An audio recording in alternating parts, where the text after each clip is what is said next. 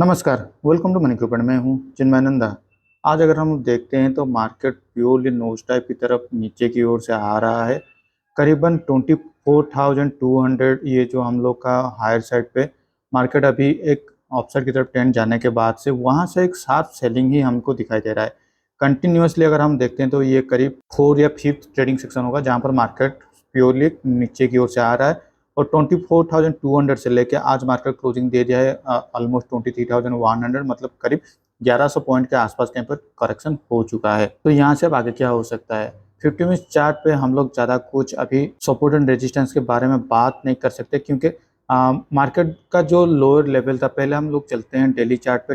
थोड़ा देख लेते हैं, उसके बाद हम लोग ये डिस्कशन करते हैं।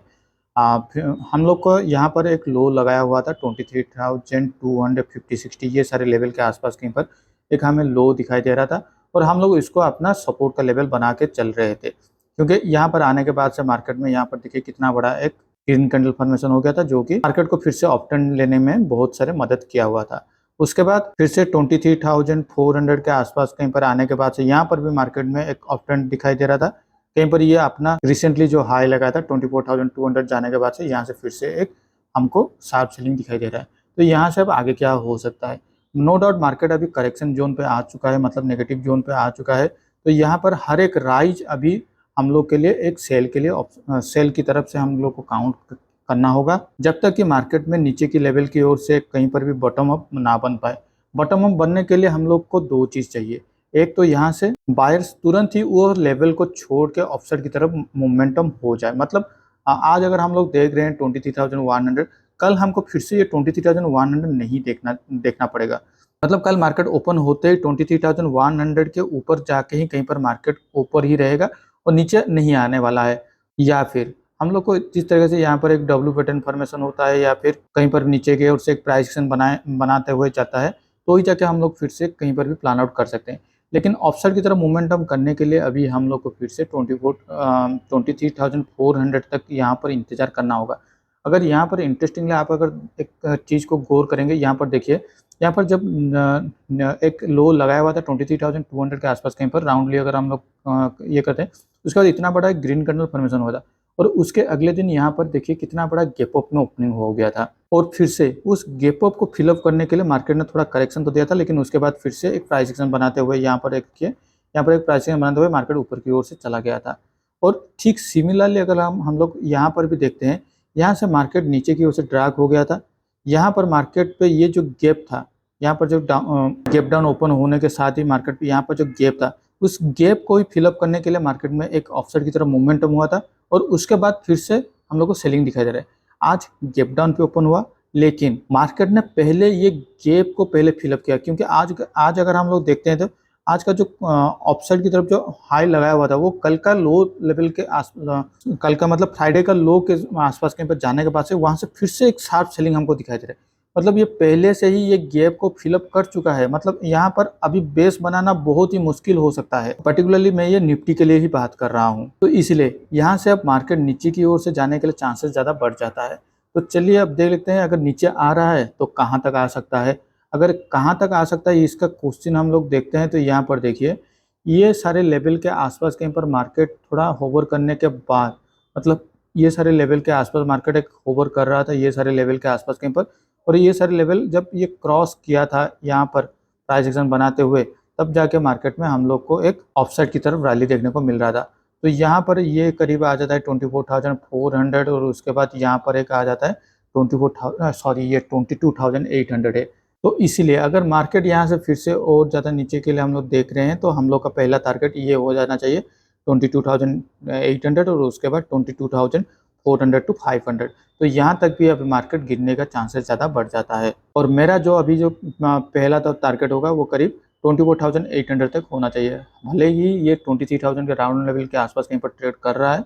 लेकिन मुझे ऐसा लगता है मार्केट फिर इसी हफ्ते या फिर अगले हफ्ते तक 22,800 तक ये टच हो सकता है। तो चलिए 50 मिनट चार्ट पर चलते हैं और देखते हैं कहीं पर हम लोग को कहीं पर एक ऑफसेट की तरफ करेक्शन, ऑफसेट की तरफ एक मोमेंटम की एक कहीं पर भी चांसेस दिख रहा है या नहीं। मार्केट आज कैप डाउन पे ओपन होने के साथ यहाँ पर देखिए प्राइस एक्शन बनाते हुए ऑफसेट की तरफ रैली करने के लिए जा रहा था, लेकिन 23,330 40 ये सारे लेवल के आसपास मार्केट में यहाँ से देखिए शार्प सेलिंग हमको दिखाई दे रहा है और क्लोजिंग होते होते 23,100 के आसपास कहीं पर क्लोजिंग दे। तो यहाँ पर ऑफसेट की तरफ कहीं पर भी कुछ भी हमें पॉइंट्स नहीं मिले, लेकिन हाँ हो सकता है मार्केट में इतना बड़ा एक कैंडल बनाया हुआ है तो हो सकता है यहाँ पर मार्केट में कल अगर कहीं पर भी थोड़ा गैप अप में ओपनिंग हो जाता है 23,150 के आसपास कहीं पर भी गैप अप में ओपनिंग हो जाता है तो हो सकता है मार्केट यहाँ पर थोड़ा बहुत पॉज ले ले या फिर एक इनसाइड कैंडल फॉर्मेशन हो सकता है। लेकिन मार्केट जब तक ये 23,400 के आसपास नहीं आ जाता, ये जो लेवल बनाया हुआ है 23,400 टू 23,350 ये सारे लेवल के आसपास कहीं पर क्लोजिंग नहीं देता, हम लोग कुछ ऐसा कुछ इंटरप्रिटेशन नहीं कर सकते हैं कि मार्केट में ये थोड़ा पॉजिटिव आ चुका है। और मान लीजिए ऐसा इस लेवल के आसपास कहीं पर आ भी रहा है तो भी ये सेल ऑन राइज हो सकता है, यहाँ से मार्केट फिर से नीचे की तरफ जा सकता है। मार्केट को अगर ऊपर की साइड आना है, पॉजिटिवनेस बनाना है तो मार्केट में एक स्ट्रॉन्ग कमबैक देखना जरूरी है। तो चलिए अब देख लेते हैं बैंक निफ्टी में किस तरह से मोमेंटम हो सकता है। बैंक निफ्टी का भी पहले थोड़ा डेली चार्ट पे चलते हैं और डेली चार्ट के हिसाब से हम लोग देखते हैं। बैंक निफ्टी तो नोज डाउन हो ही चुका है 51,500 से लेके आज तक 48,000, मतलब मार्केट जिस तरीके से निफ्टी जिस तरह से नोज डाउन हुआ है उससे ज़्यादा बैंक निफ्टी यहाँ पर नोज डाउन हो रहा है। तो यहाँ पर भी देखिए कहाँ पर हम लोग को सपोर्ट देखने को मिल सकता है। मार्केट में यहाँ पर देखना है तो ये एक लेवल बन सकता है 47,000 और उसके बाद ये सारे लेवल के आसपास कहीं पर एक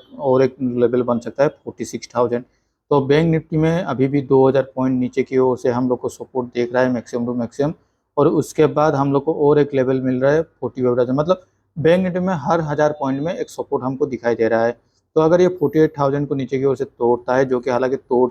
देगा आने वाले टाइम पे, तो ये नेक्स्ट टारगेट हम लोग का 47,000 होने वाला है और उसके बाद 46,000 और उसके बाद 48,000। अगर ये सारे लेवल उसको रेस्पेक्टिवली कहीं पर भी सपोर्ट नहीं दे पाते हैं तो बैंक निफ्टी का भी 15 मिनट्स चार्ट पे चलते हैं और देखते हैं किस तरीके से यहाँ पर भी क्या मोमेंटम हुआ है।